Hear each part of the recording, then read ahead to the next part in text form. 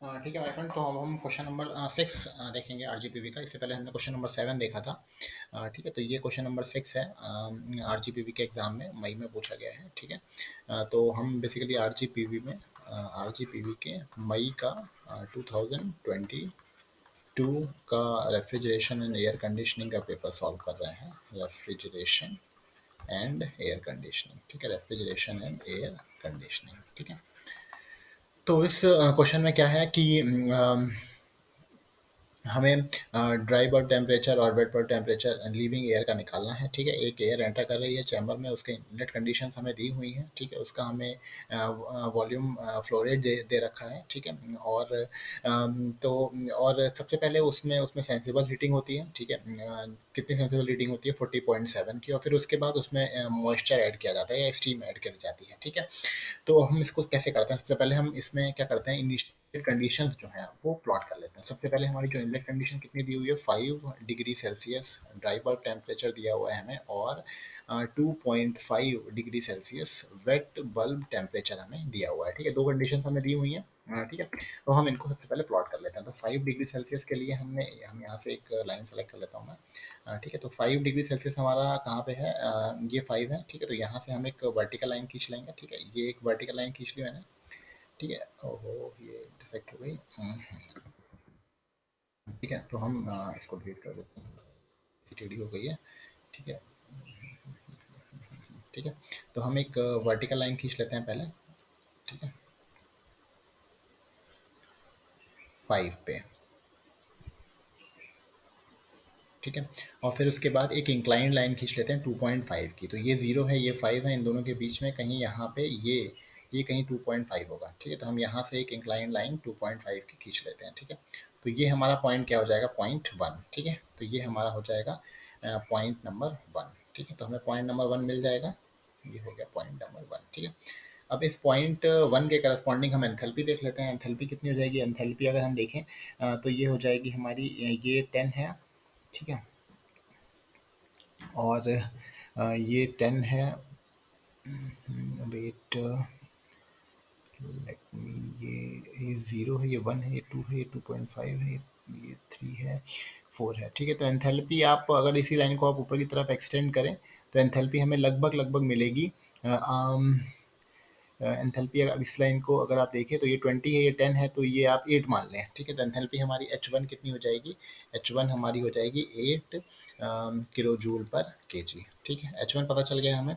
W1 देख लेते हैं हम। W1 कितना हो जाएगा? इसी लाइन, ये जो हमारा पॉइंट है, इसी के एकदम करस्पॉन्डिंग आप सामने की तरफ चले जाएं। इसी ये वाला जो लाइन है, इसी ये वाले पॉइंट, इसी पॉइंट के आप एकदम सामने चले जाएं तो आपको हमारा जो स्पेसिफिक वॉल्यूम है, जो स्पेसिफिक ह्यूमिडिटी है वो मिल जाएगी। ठीक है, तो W1 हमारा काफ़ी छोटा है, तो इसे अराउंड लिख लेते हैं 0.0035।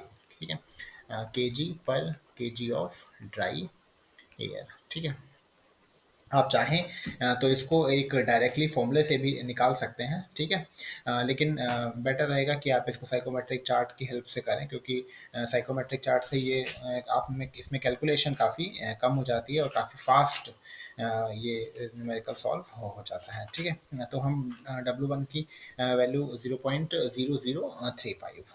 ठीक है, H1 देख लिया हमने, W1 देख लिया।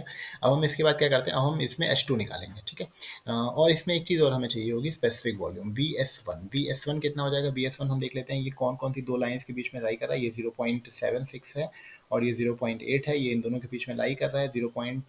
आप समझ लें ये 76 है और ये 0.8 है, ये इन दोनों के बीच में लाई कर रहा है। तो हम, और ये 0.8 के काफ़ी पास में है। ठीक है, तो हम इसको मान लेते हैं 0.78। ठीक है, 0.78 मीटर क्यूब पर केजी। ठीक है, क्योंकि इसकी हमें ज़रूरत पड़ेगी आगे, हमें कैलकुलेशन करने के लिए इन पॉइंट्स की ज़रूरत पड़ेगी। अब क्या हो रहा है कि ये वाली जो एयर है ये सेंसिबल हीट पिक कर रही है, कितनी? 40.7 की। ठीक है, तो 40.7 की इसमें हीट ऐड कर रहे हैं हम लोग हैं। ठीक है, तो 40.7 heat add is equal to क्या होता है? M H2 - H1। ठीक है, तो हम यहाँ से H2 निकाल लेंगे। तो H2 हमारा कितना हो जाएगा? 40.7 divide by M plus H1। अब m कैसे निकालेंगे, mass flow rate, mass flow rate निकालने के लिए उसने हमें क्या दे रखा है, वॉल्यूम फ्लो रेट दे रखा है। कितना दे रखा है वॉल्यूम फ्लो रेट, 90। ठीक है, तो वॉल्यूम फ्लो रेट हमें 90 दिया हुआ है, लेकिन ये मिनट में दिया हुआ है, क्यूबिक पर मिनट। तो हम इसको 60 से डिवाइड कर देंगे, ठीक है, और यहाँ मल्टीप्लाई कर देंगे स्पेसिफिक वॉल्यूम का, जो हमारा कितना है 0.78। ठीक है, इसको सॉल्व कर लेंगे तो हमें क्या मिल जाएगा, इस तो हमें मिल जाएगा हमारा mass flow rate in KG पर सेकेंड। ठीक है, तो ये हमारा कितना आ जाएगा 1.92 kg, 1.92 kg पर सेकेंड। ठीक है, अब यहाँ से हम फिर H2 निकाल लेंगे। H2 हमारा कितना आ जाएगा, H2 आ जाएगा हमारा 40.7, इसमें मास फ्लो रेट का डिवाइड कर दीजिए और इसमें ऐड कर दीजिए H1, H1 हमारा कितना है 8। ठीक है, तो ये अराउंड 30 आ जाएगा। ठीक है, ये आ जाएगा हमारा 30 किलो जूल पर केजी। ठीक है, आपको एक बार H2 मिल गया, तो हम क्या करेंगे, अब हम 30 की जो लाइन है, अब हम यहाँ पे स्पेसिफिक एंथैल्पी देखेंगे 30 कहाँ पे दी हुई है, 30 हमें ये दी हुई है, तो हम यहाँ से एक इंक्लाइंड लाइन को ड्रॉ करेंगे। ठीक है, अब क्योंकि ये एक सेंसिबल हीटिंग की प्रोसेस है। ठीक है, तो इसमें ये वाला जो पॉइंट है, ये जो हीटिंग होगी ये एक स्ट्रेट लाइन के अलॉन्ग रहेगी। ठीक है, तो हम यहाँ से एक स्ट्रेट लाइन ड्रॉ करेंगे पहले। ठीक है, यहाँ से एक स्ट्रेट लाइन ड्रॉ करेंगे और देखेंगे कि ये कहाँ पे स्ट्राइक कर रही है। जो 30 की जो लाइन है हमारी, ये वाली लाइन, ये इस लाइन को कहाँ पे स्ट्राइक कर रही है। ठीक है, जहाँ पे ये स्ट्राइक करेगी वो हमारा पॉइंट नंबर 2 हो जाएगा। ठीक है, आप कोशिश करिएगा कि इसको आप जितना ज़्यादा क्लियरली ड्रॉ कर सकें उतना ज़्यादा ये अच्छा रहेगा। ठीक है, तो ये पॉइंट यहाँ पे स्ट्राइक कर रहा है। ठीक है, और मैं इसको जो एक्स्ट्रा लाइन है उसको डिलीट कर देता हूँ, ये वाली एक्स्ट्रा ब्लू लाइन है इसको डिलीट कर देते हैं। ठीक है, तो ये हमारा पॉइंट नंबर 2 हो जाएगा। ठीक है, ये हमारा पॉइंट नंबर 2 हो जाएगा। ठीक है, समझ गया। पॉइंट नंबर 2 ड्रॉ करने के करेंगे, पहले एक हॉरिजॉन्टल लाइन ड्रॉ करेंगे और फिर एक इंक्लाइंड लाइन ड्रॉ करेंगे, और जहाँ पे ये इंटरसेक्ट होंगे वो पॉइंट नंबर 2 हो जाएगा। अब पॉइंट नंबर 3 निकालने के लिए हमें क्या करना पड़ेगा, थर्ड पार्ट को सॉल्व करना पड़ेगा।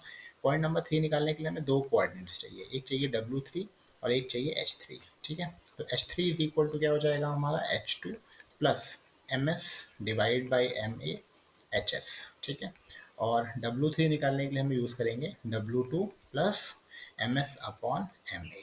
ठीक है, अब W2 हमें पता है, W2 हमारा W2 W1 के बराबर हो जाएगा, जो कितना हो जाएगा इसको मैं अलग पिछले वाले पेज पे सॉल्व कर देता हूँ।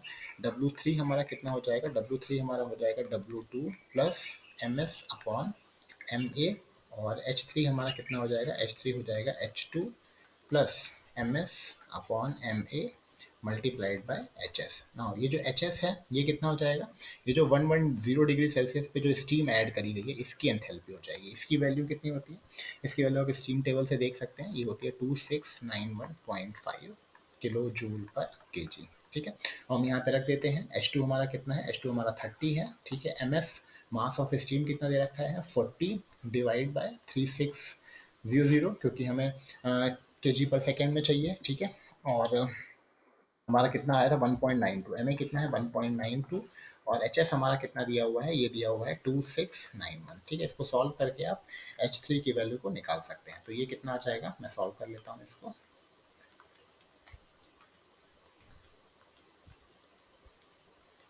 ठीक है, तो ये हमारा अराउंड आ जाएगा 45.57 kg पर किलो जूल पर केजी। ठीक है, अब W3 निकाल लेंगे, W3 हो जाएगा, W2 हमारा कितना है 0.0035 प्लस MS कितना है 40 डिवाइड बाय 3600 डिवाइड बाय 1.92। इसको सॉल्व कर लेंगे।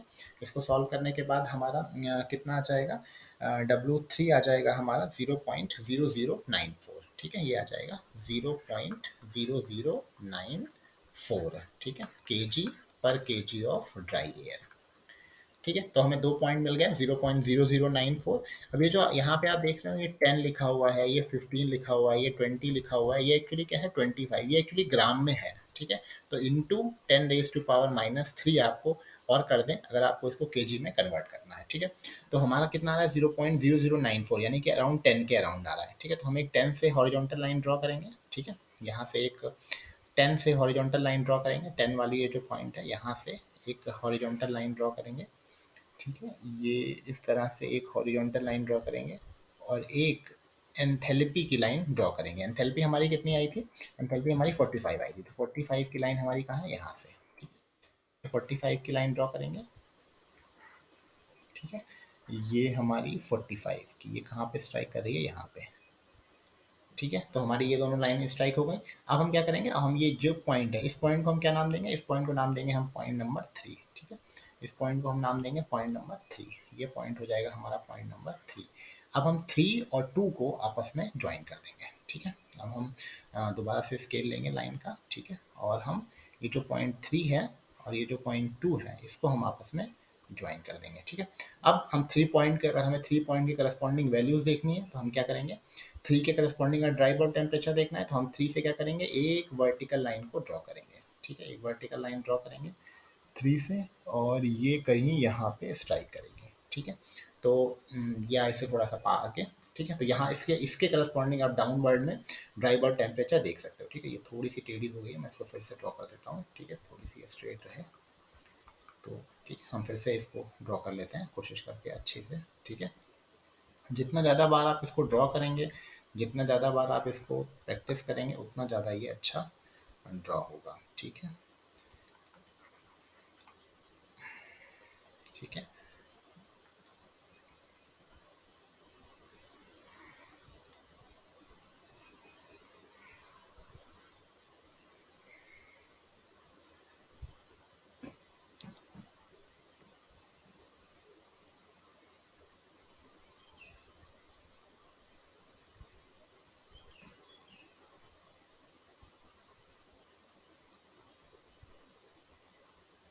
ठीक है। तो ये अराउंड 26 के अराउंड आएगी, और जो इंक्लाइन टेम्परेचर होगा वो आप देख सकते हैं 15 और 20 के बीच में लाई कर रहा है। ठीक है, तो इस तरह से जो पॉइंट 3 की प्रॉपर्टीज़ आप देख सकते हैं। ठीक है, तो पॉइंट 3 की प्रॉपर्टीज़ हमारी कितनी आ जाएंगी, पॉइंट 3 की प्रॉपर्टीज़ हमारी ड्राई बल्ब टेम्परेचर आ जाएगा 26 डिग्री सेल्सियस, और वेट बल्ब टेम्परेचर हमारा आ जाएगा, आप अगर इसी लाइन को देखें, ये किसके 15 और 20 के बीच में लाई कर रही है। ठीक है, और ये 15 है, ये 16 17 आप कह सकते हो इसको। ठीक है, तो हमारा जो ड्राई बल्ब टेम्परेचर आ जाएगा, ड्राई बल्ब टेम्परेचर वो आ जाएगा 26 डिग्री सेल्सियस, और वेट बल्ब टेम्परेचर हमारा 17 डिग्री सेल्सियस। ठीक है, ये आंसर अप्रॉक्सीमेट है। ठीक है, आपको इसको और ज़्यादा एक्यूरेट सॉल्व करने के लिए आप एक साइकोमेट्रिक चार्ट पे दोबारा से ट्राई कर सकते हैं। ठीक है, पर प्रोसीजर यही रहेगा, पहले आप H2 निकाल लीजिएगा। ठीक है, H2 निकाल लेने के बाद आप W3 और H3 को कैलकुलेट करिएगा। ठीक है, तो होपफुली आपको ये सोल्यूशन समझ में आया होगा। ठीक है, अगर आपको सोल्यूशन समझ में आया हो तो प्लीज़ आप इस चैनल को लाइक करें और सब्सक्राइब करें, और अगर आपके पास कोई भी डाउट है RGPV के न्यूमेरिकल से रिलेटेड, तो आप मुझे मेरे नंबर पे, मैकेनिकल के क्वेश्चन में, तो आप मुझे इस नंबर पे टेलीग्राम पे मैसेज करें। ठीक है, मैं कोशिश करूँगा उसको सॉल्व करके आपको आंसर अपलोड करने की। ठीक है, ओके, थैंक यू।